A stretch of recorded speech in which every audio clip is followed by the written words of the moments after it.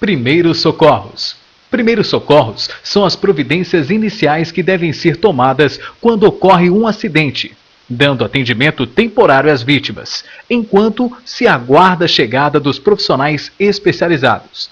A finalidade é evitar o agravamento das lesões e manter a vítima com vida.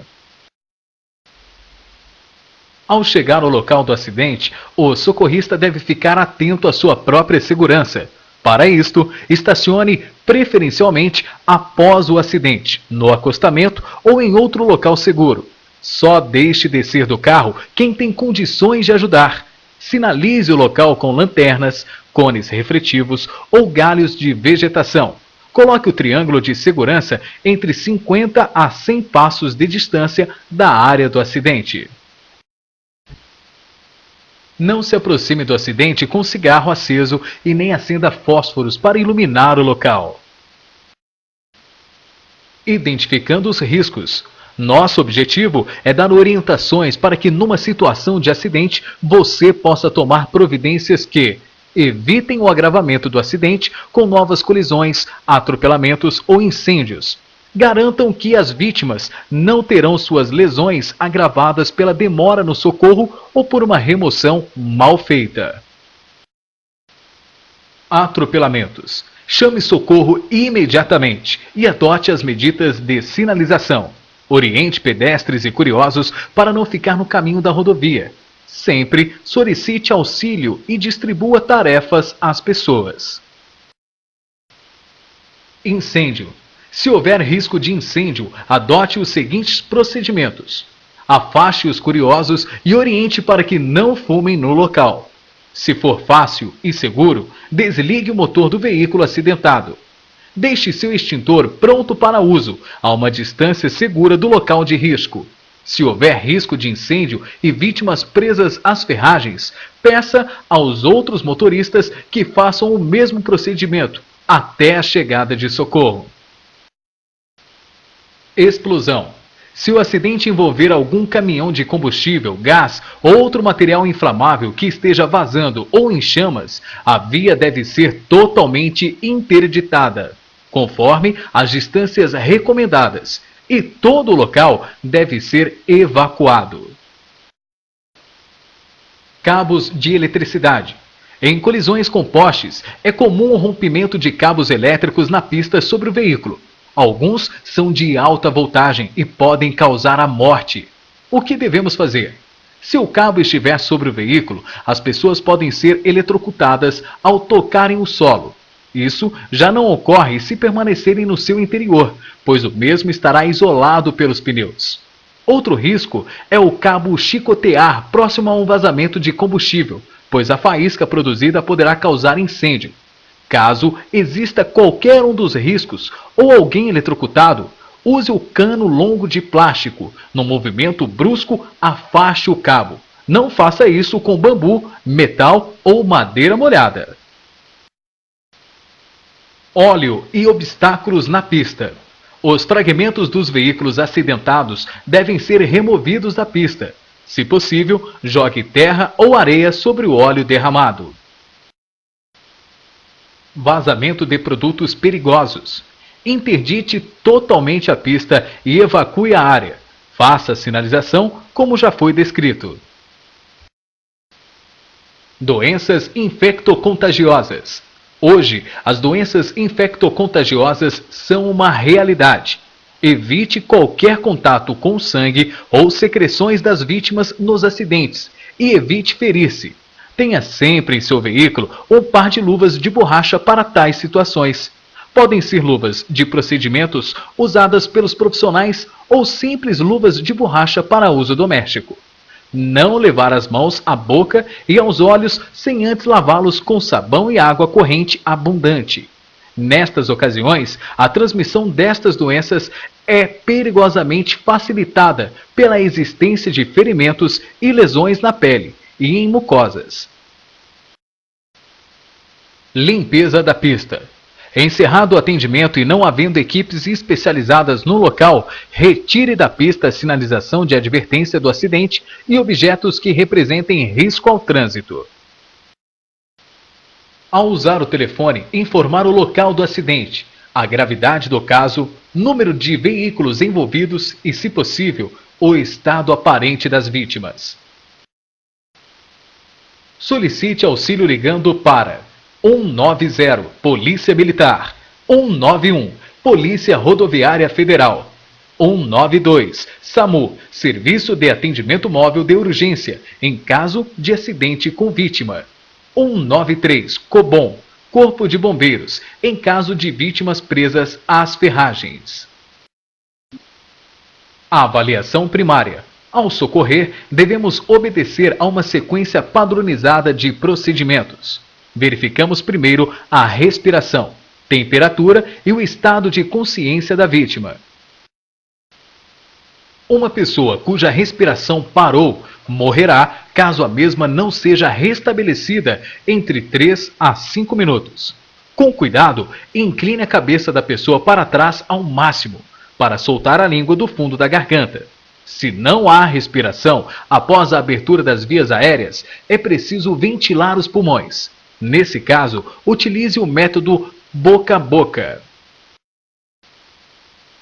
Deite a vítima de costas, incline ao máximo a cabeça para trás, em seguida, tampe-lhe as narinas, usando os dedos indicador e o polegar. Encha bem os pulmões de ar e coloque sua boca sobre a da vítima, sem deixar frestas. Sopre com força, até perceber que os pulmões da pessoa se expandem e o tórax se eleva.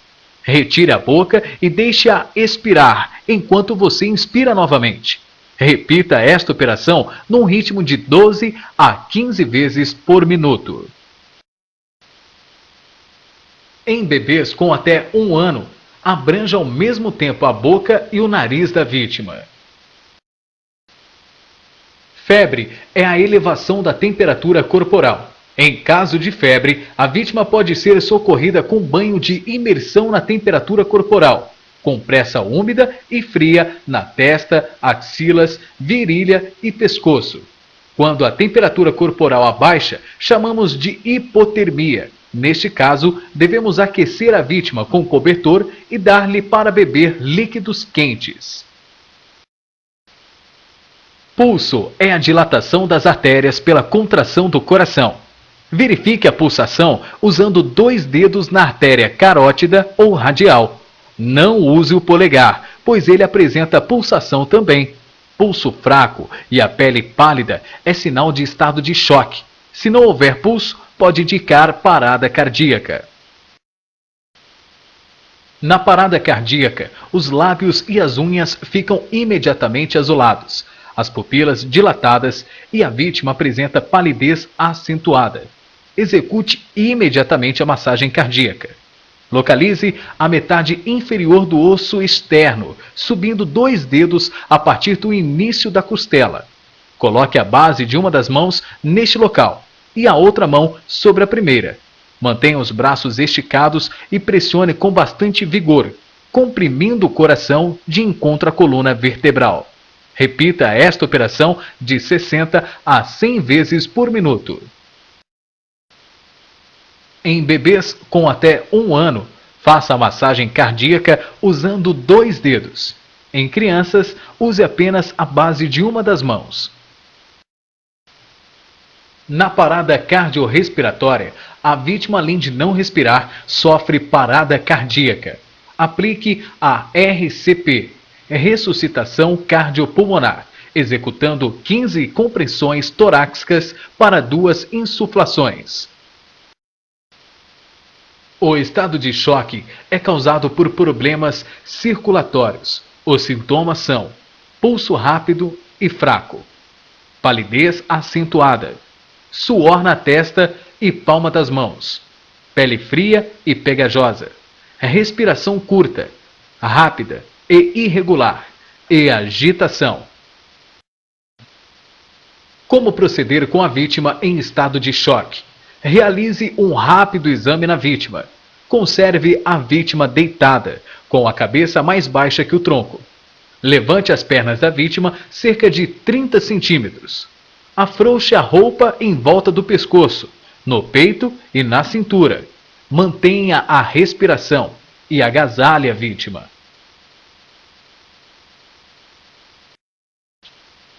No caso de desmaio, os sintomas são palidez, tontura, frio, corpo amolecido e sem força. Deite a vítima com a cabeça mais baixa que o corpo, ou no mesmo nível. Se possível, mantenha as pernas ligeiramente levantadas. Desaperte as roupas e aplique compressa fria no rosto e na testa. Análise da cor da pele. Avermelhada. Início de envenenamento por monóxido de carbono. Azulada. Queda de oxigenação por obstrução das vias aéreas. Pálida. Estado de choque e doenças cardiovasculares. Dilatação e reatividade das pupilas. Quando as pupilas apresentam-se contraídas, trata-se de miose. Midríase, quando as pupilas estão dilatadas. No traumatismo craniano ou derrame cerebral, uma pupila fica dilatada e paralisada, enquanto a outra fica normal. Na parada cardíaca ou morte, as pupilas ficam dilatadas e não reagem à luz. A avaliação secundária é o tratamento dado à vítima consciente. O socorrista deve observar se existe ferimentos na cabeça, tórax ou no abdômen, queimaduras, fraturas nos braços e pernas e ainda se há suspeita de lesões na coluna. Ferimentos na cabeça pode deixar a vítima agitada, nervosa, às vezes inquieta ou o inverso, deprimida, sonolenta e podem levar ao coma profundo. Ao socorrer, mantenha a cabeça mais alta que o corpo. Coloque sobre o ferimento gaze ou pano limpo. Pressione levemente para estancar a hemorragia. Se a vítima apresentar estilhaços de vidro nos olhos, você deverá tampá-los com panos limpos e levar a vítima para o hospital. Não tente retirar os estilhaços, pingar colírio ou lavar os olhos. Ferimentos abertos no tórax devem ser cobertos com gaze ou panos limpos, para evitar a entrada de ar nos pulmões. No caso de ferimento aberto no abdômen, não tente recolocar na cavidade os órgãos expostos. Mantenha-os no lugar, cobrindo-os com uma compressa úmida. Hemorragia é o rompimento de vasos sanguíneos. As principais artérias do corpo humano são temporal, carótida, radial, femoral, tibiais. Tipos de hemorragia externa. Na hemorragia arterial, o sangue sai vermelho vivo e em jatos. Na hemorragia venosa, o sangramento é contínuo e vermelho escuro. Na capilar, o sangramento é fino e contínuo. O estojo de primeiros socorros não é mais obrigatório, mas o condutor consciente deverá portar em seu veículo equipamentos que o auxiliem e proteja quando estiver prestando socorro. Na hemorragia interna, os sintomas são inchaço, pele escura e áspera, lábios pálidos, suor excessivo, agitação e pulso fraco. Coloque compressa fria no local, controle o estado de choque e providencie transporte imediato. Nunca dê líquidos para uma vítima com suspeita de hemorragia interna. Na hemorragia externa, faça compressão digital no local do sangramento. Utilize gaze ou panos limpos. Nunca faça garrote ou torniquete. Na hemorragia nos pulmões, o sangue é vermelho vivo, saindo pela boca após acesso de tosse. Deixe a vítima em posição de repouso, com a cabeça voltada para o lado de onde provém o sangramento. É indispensável o tratamento médico. Se a hemorragia for no estômago, o sangue sai escuro após o vômito. Coloque na região atingida gelo ou compressa fria. Providencie o transporte imediatamente. Amputação de membros. Procedimentos. Controle o sangramento. Recupere a parte amputada e envolva em gaze ou panos limpos e secos. Coloque em saco plástico. Leve a parte amputada com a vítima para o hospital. O que não fazer? Nunca lave a parte amputada. Não deixe a parte amputada em contato com o gelo. Não envolva em gaze ou panos úmidos. As queimaduras são classificadas pela profundidade. Primeiro grau, superficial, atinge as camadas superiores da pele, caracteriza-se pela vermelhidão, inchaço moderado e dor. Segundo grau, parcial, atinge todas as camadas da pele. O local se apresenta com aspecto úmido, com formação de bolhas, inchaço e dor intensa. Terceiro grau, total, são queimaduras graves e atinge todas as camadas da pele. Tecidos, gorduras e músculos podem chegar até os ossos. Tire as roupas da vítima. Elas normalmente retêm o calor. Remova da parte atingida tudo que possa apertar a vítima, como anéis, sapatos e relógios. A pele queimada logo incha, ficando difícil depois retirar qualquer objeto. Se a queimadura for por produtos químicos, lave a parte atingida com água corrente. Nos casos de fraturas expostas ou fechadas, os primeiros socorros consistem em imobilizar a parte fraturada, utilizando talas rígidas, jornais ou revistas. Faça a bandagem começando da extremidade para o centro, ou seja, da mão para o braço, e nos membros inferiores, começar pelo pé.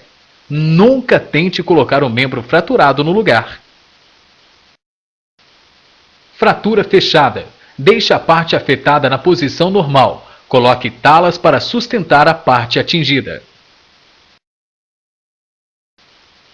No caso de fratura exposta, não tente recolocar o osso no lugar. Cubra o ferimento com panos limpos e faça talas para sustentar a parte atingida. Acidente com motociclista usando capacete. Não podemos retirar o capacete de um motociclista. A retirada pode movimentar a cabeça e agravar lesões existentes no pescoço ou mesmo no crânio. O que mais ocorre nos acidentes são entorses e contusões. No caso de entorses, colocar gelo no local. Contusão é quando o músculo é comprimido contra o osso, ficando a parte atingida vermelha ou arroxeada. Deixe em repouso a parte contundida, aplicando compressa quente. Luxação ocorre nas articulações quando os ossos saem do lugar. Coloque a parte afetada em posição natural, sem forçar. Aplique compressas frias ou gelo. Não coloque água quente e não force. Quando uma pessoa encontra dificuldades para realizar movimentos, constata-se uma paralisia. Neste caso, teste a mobilidade, pedindo para a vítima movimentar um dos membros. Teste também a sensibilidade, tocando ou beliscando a parte a ser examinada. A incapacidade de mover pernas e braços logo após um acidente pode indicar lesão na coluna em nível lombar ou cervical. Neste caso, muito cuidado ao prestar socorro. Só toque ou transporte a vítima se ela estiver correndo risco de morte, como em caso de hemorragia interna, perigo de explosão, incêndios e outros. O trabalho de remoção só deve ser realizado por pessoal especializado e com equipamentos apropriados. Quando numa emergência este transporte tiver que ser realizado por você, lembre-se que uma manipulação mal feita pode causar sérios problemas à vítima, principalmente se houver fraturas na coluna, bacia, no tórax ou no crânio.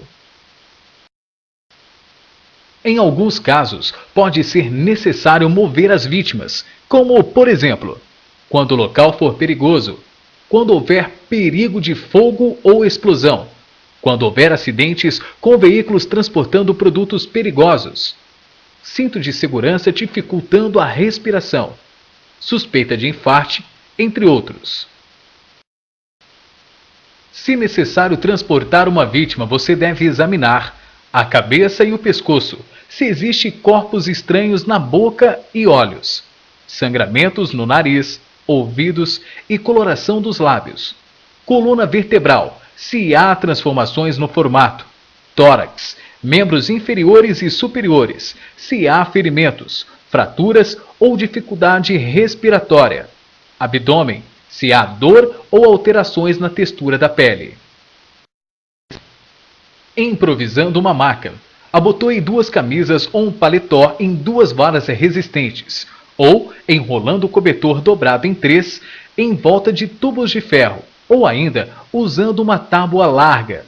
Na falta de outro recurso, utilize uma porta, ou mesmo o banco traseiro do veículo. Nunca use material flexível. Cuidados ao colocar a vítima na maca. Ajudado por 3 ou mais pessoas, procedam da seguinte forma. A primeira pessoa segura a cabeça, a segunda, o dorso, a terceira, as nádegas e coxas, e a quarta, as pernas e os pés. Todos marcando o passo lentamente, a um só tempo. Levantam a vítima e a colocam sobre a maca, tomando cuidados para não dobrar a coluna, a fim de evitar o agravamento da lesão. Transporte com cuidado e peça ao motorista para evitar freadas bruscas. Prestar socorro é um dever de todos e um ato de solidariedade humana. Lembre-se apenas do que você não pode fazer para evitar o agravamento das lesões. Não movimente a vítima. Não faça torniquete ou garrote. Não retire o capacete de um motociclista. Não dê líquidos para a vítima ingerir. Teste seus conhecimentos. Utilize as teclas Pause e Play do controle remoto. Qual a prioridade ao socorrer uma vítima de acidente? A. Verificar fraturas. B. Verificar o estado de choque. C. Sinalizar o local e chamar o resgate. D. Transportar a vítima.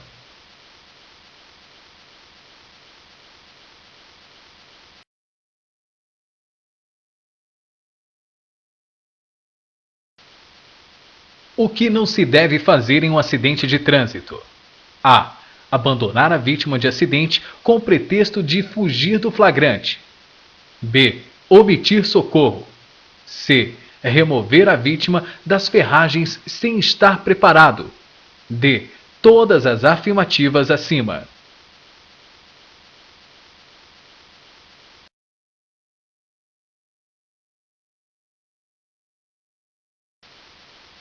Ao socorrer uma vítima com estilhaços de vidro no olho, você deve A. Pingar colírio anestésico.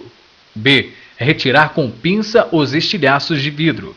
C. Tampar o olho da vítima e levar ao hospital. D. Lavar o olho com água e sabão.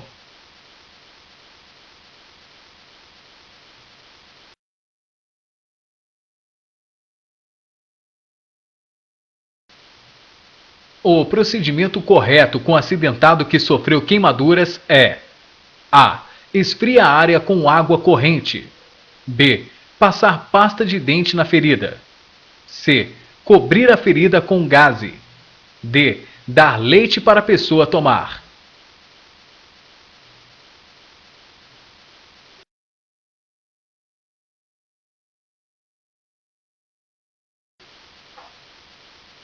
O SAMU foi criado para dar atendimento a qualquer tipo de emergência relacionada A. Exclusivamente aos acidentes de trânsito. B. À saúde, excluindo os acidentes de trânsito. C. Exclusivamente às pessoas que passam mal dentro do veículo. D. À saúde, incluindo acidentes de trânsito.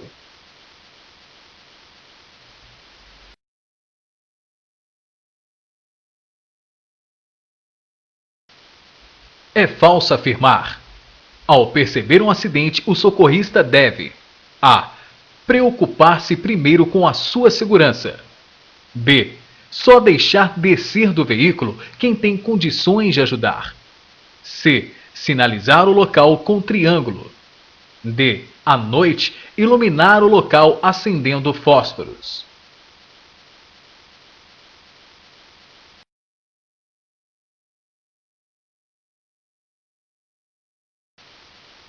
São ações na realização de reanimação cardiopulmonar. A. Observar corpo estranho na boca. B. Manter o ritmo de 15 respirações por minuto. C.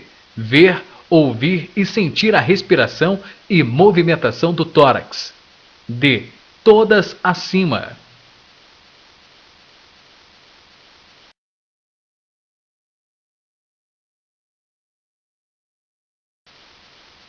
Uma pessoa que tem parada cardiorrespiratória morrerá caso a respiração não seja restabelecida em A. De 3 a 5 minutos. B. De 10 a 15 minutos. C. De 2 a 4 minutos. D. De 5 a 10 minutos.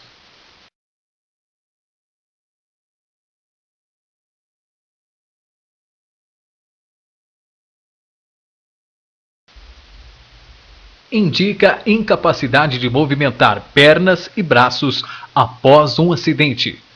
A. Traumatismo craniano. B. Politraumatismo. C. Lesão na coluna. D. Lesão na cabeça.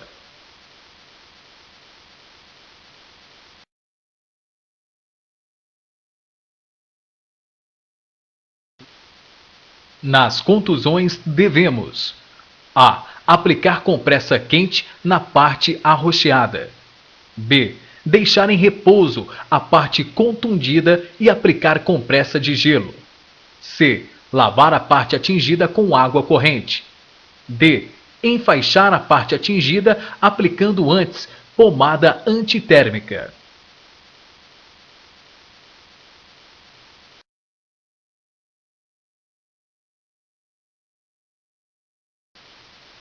Em caso de acidente, A. É obrigação de todos retirar imediatamente o veículo do local. B. Não existe obrigação legal em socorrer. C. É obrigação de todos prestar ou providenciar auxílio, desde que não corra risco pessoal. D. É obrigação de socorrer apenas o causador do acidente.